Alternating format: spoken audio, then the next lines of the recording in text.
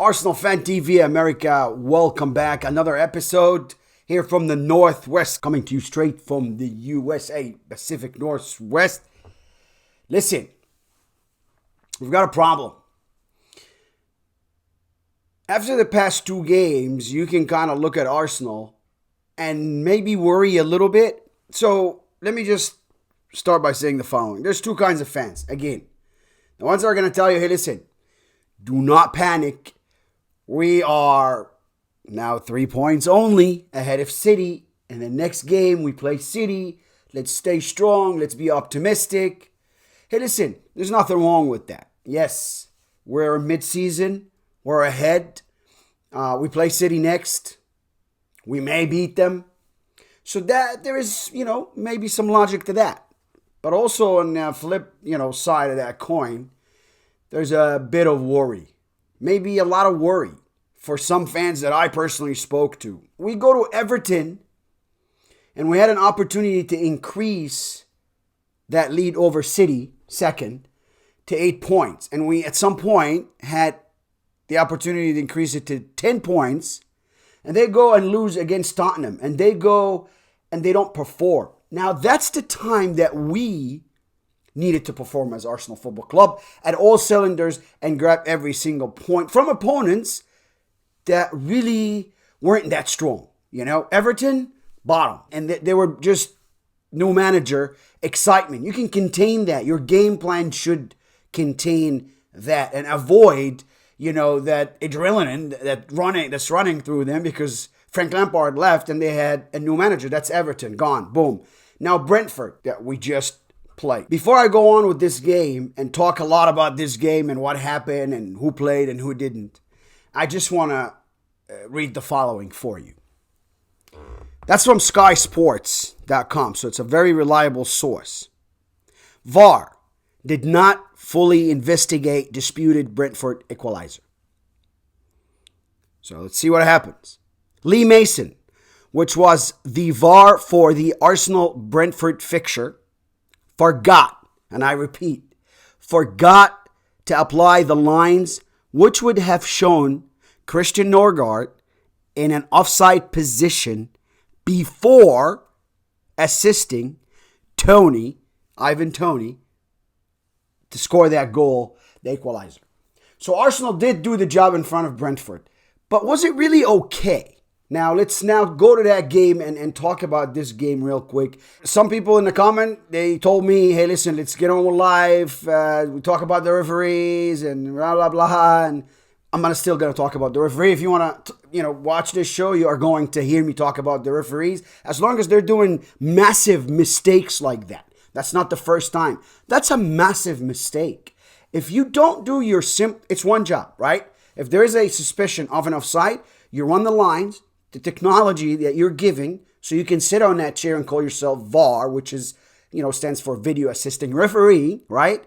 So you really have to do that job. And if you don't do that job, then why is there VAR? And we can't have VAR just working in some games and some games not. So this is unacceptable. By all means, it's unacceptable. We're not talking about, some youth league, school league or something here that runs, in some village. No, this is the Premier League. Millions and millions and billions of dollars spent here. And then you find someone like Lee Mason that tells you, oops, I forgot, let me apologize. Well, what am I going to do with that apology if now, things turn against us? Maybe those were the points we needed to win the league. Hey, we don't know. But it can come to that, believe it or not. And it is wrong, so it has to be talked about and has to be mentioned. And here on Arsenal Fan TV America, we will always mention that shambolicness of the refereeing that's going on in the Premier League. Unacceptable by Lee Mason. Now, let's go back to the game, the Brentford game. What really happened? Okay, we started the same thing. Zinchenko, left side. On the right side, we had our Ben White, ready, eager. Middle, we had Saliba and we had Gabriel, as usual, sits in front of them. Granit Xhaka on the left, Odegaard on the right, and then in front of the defenders or below both of them would be Thomas Partey. And on the wings, Martinelli on the left and Saka on the right, Eddie Nketiah through the middle as usual. Gabi Jesus is still out. We see good news about him recovering and whatnot, but He's still out. Martinelli didn't show up. Maybe because Gabriel Jesus is not there. We don't know.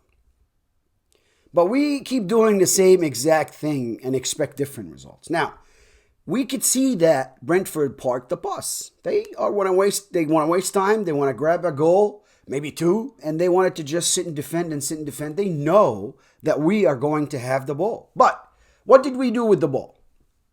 We went to Saka. Saka tried to come in. Didn't work. Overlap with Ben White. Try to put it in. Didn't work. You don't have Olivier Giroud. You don't have Thierry Henry. You don't have Dennis Bergkamp. You don't have anybody in that, caliber of jump high and score headers. You do score headers with Gabriel and your defense, but your defense is busy defending. We're talking about open play, right? But that, you need a pass and go. You need to break those defenses. The same thing with Everton. Same thing with Brentford. We see Arsenal fail to score sometimes because they just go sides. And that just doesn't work. So you have to create a give and go through the middle. You have to loop that over the defense. You have to run quicker and make passes back to front. You have to do something. And there's lots to be done. We don't see that sort of, ball on top of the defense. I see Saka try to do it, but he stops and waits for somebody so he can make it versus going straight to goal. Martinelli, when he did it, he scored, but he doesn't do it quite often. And he was, again, gone in this game. I want to see more from Arsenal. I am from the school that what's going on, it worries me. Now it's coming up ManCity. They're winning. And they just beat, today they beat Villa. They beat Aston Villa in that game today. City. So they won earlier. And now it's only 3 points. I understand they have a game, more than us. So we have a game in hand.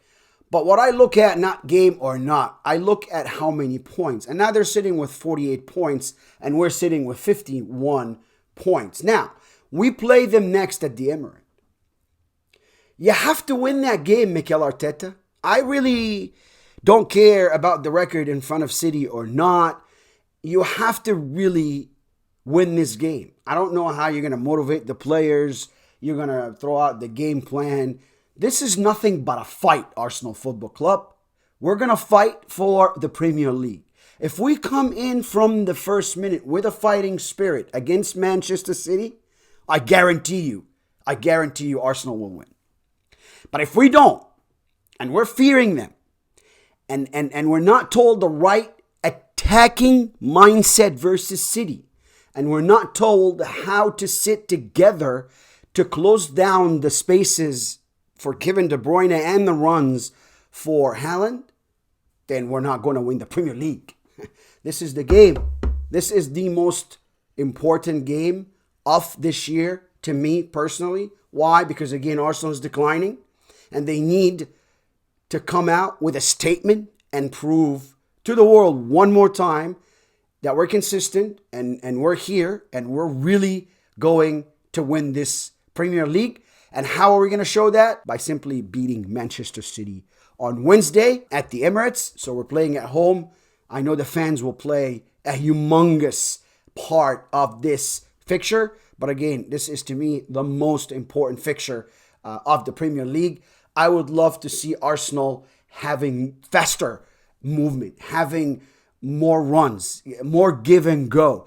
Let's stop just watching Odegaard and where is he going, and let's create more space so we can get that ball.